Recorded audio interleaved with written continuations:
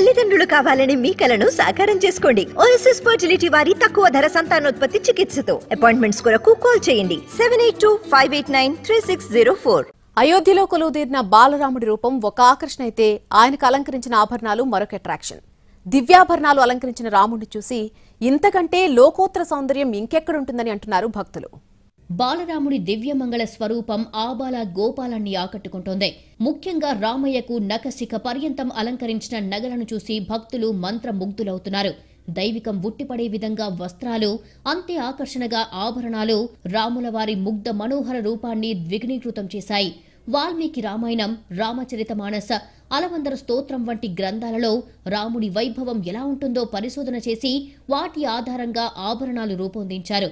ఈ నగల్లో ఒక్కో దానికి ఒక్కో ప్రాముఖ్యత ఉంది. కిరీటం, బాలరాముడికి పెట్టిన కిరీటం సుమారు 1.7 కిలోల బరువు ఉంటుంది. 22 క్యారెట్ల బంగారంతో దీన్ని రూపొందించారు.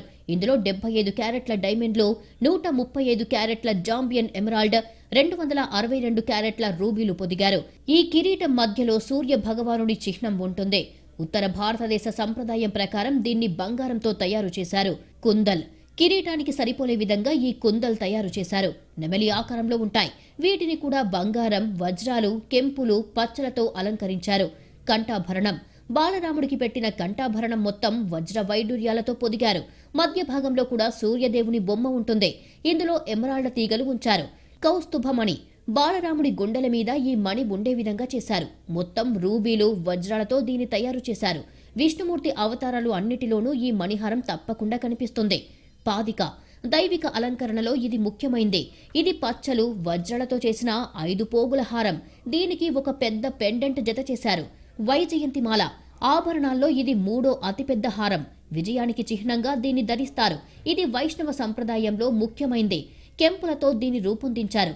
ఇందులో సుదర్శన చక్రం, తామర పువ్వు, శంఖం, మంగళ కలశం ఉంటాయి.